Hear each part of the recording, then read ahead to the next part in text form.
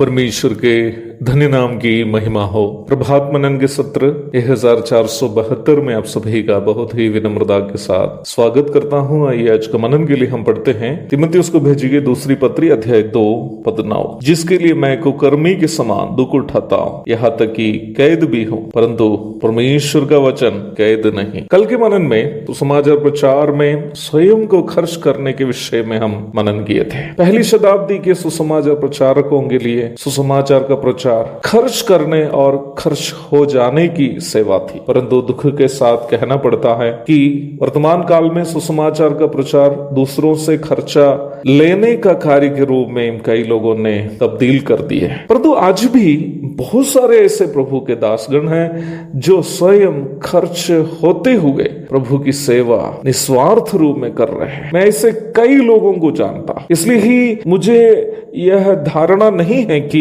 वर्तमान काल के सभी सुसमाचार प्रचारक कपटी या लालची हैं। विश्वास योग्यता के साथ प्रभु की सेवा करने वाले अनेकों प्रभु के दासगण आज भी हैं। ऐसे प्रभु के दासों को ढूंढ कर उनकी मदद करनी वास्तव में मसीही समूह का दायित्व है। परंतु ये दुख की बात है कि जो अपने आप को दिखाते हैं और अपनी परेशानियों को बढ़ा चढ़ा कर दूसरों के सामने प्रस्तुत करते हैं, उनको ही ज्यादातर प्रभु के लोगों से मदद मिलती है। परंतु बहुत से ऐसे प्रभु के दासगण हैं, उनमें से कई लोगों को मैं जानता भी हूं जो अपनी आवश्यकता किसी से नहीं कहता है, दुख को खुशी से सहते हुए प्रभु की सेवा में स्वयं अपने आप को खर्च करते हैं। और ऐसे प्रभु के दासों को ढूंढकर उनका प्रोत्साहन करना वास्तव में विश्वासी लोगों का दायित्व है। जैसे कि मैंने कल बताया था, इस पत्री लिखते वक्त प्रेरित पौलुस इसी प्रकार सुसमाचार का प्रचार के कारण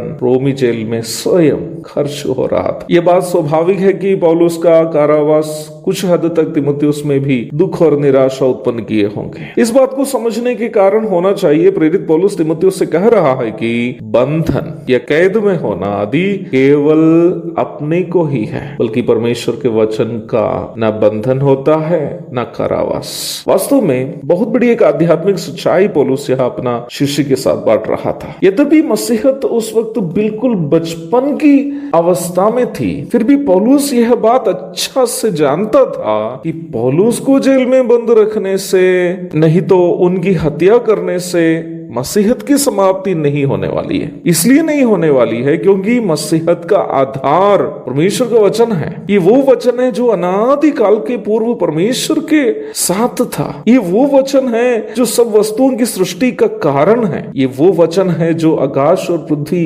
बदलने से भी बदलता नहीं है। ये वो वचन है जो असंख्य तारागण, ग्रह एवं अन्य आसमानी पिंडों का नियंत्रण करता है। क्या धरती का कोई राजा या सम्राट इस वचन को रोक पाएगा?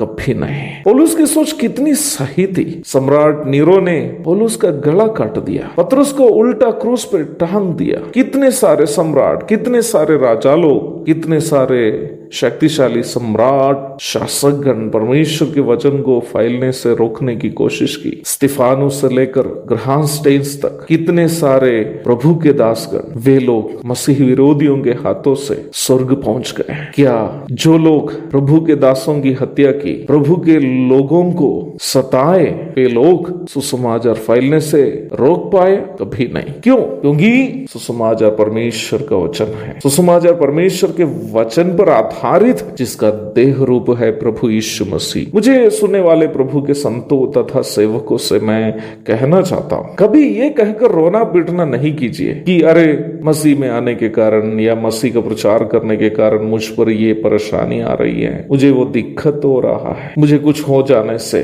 यहाँ की सेवा का क्या होगा? कुछ नहीं होगा। मैं कहना चाहता हूँ आपसे, मुझे कुछ होने से कटिहार की सेवा का कुछ होने वाला नहीं है, कुछ नहीं होने वाला है। प्रभु मेरे स्थान में कोई और को खड़ा करेगा। जे भी मर सकता है, जे भी को सता सकता है, जे भी को जेल में डाल सकता है, परंतु परमेश्वर का वचन कटिहार में फैलने से कोई रोक नहीं सकता। वास्तव में प्रभु की सेवा करने वाला हर एक प्रभु के दासों की भावना सेवा के प्रति यही होनी चाहिए। हम नहीं है जो वास्तव में ये परमेश्वर का वचन को दूसरों तक पहुंचाते हैं। हम केवल एक माध्यम है, हम केवल परमेश्वर के हाथ का एक उपकरण है। मैंने बीते हुए एक सत्र में भी ये आपको को बताया था, वो गायक ने जैसे गाया, टूट जाए तो भी परवाह नहीं है, महिमा तुझको देते रहेंगे। पौलुस भी वास्तव में यही कह रहा है। पौलुस को जेल में रखने दो ना, पौलुस की हत्या करने दो ना, लेकिन परमेश्वर के वचन को कैद नहीं किया जा सकता, ना उसकी हत्या की जा सकती है, क्योंकि परमेश्वर के वचन को बंधन नहीं है। यदि प्रभु के कारण कष्ट उठाने का मौका मुझको और आपको मिले तो उसे खुशी से सह लेना चाहिए, क्योंकि प्रभु के कारण दुख उठाना एक दुख की बात नहीं है, बल्कि एक सौभाग्यता समझकर आनंद मनाना चाहिए। सुसमाचार फैलाने के कार्य में, प्रभु के लिए जीने की इस यात्रा में अगर दुख झेलने का मौका मिले, उसे सौभाग्यता समझनी चाहिए। यदि इस रास्ते में हमें कुछ हो भी जाए, याद रखनी है परमेश्वर का वचन को कोई रोक नहीं सकता, क्योंकि वो परमेश्वर का वचन है। एक और शुभ दिन की धन्य कामनाओं के साथ आज का मनन का मैं यह पूर्ण विराम करता हूँ। प्रभु आप सबों को अपना अनुग्रह देकर आशीषित करें। आमीन।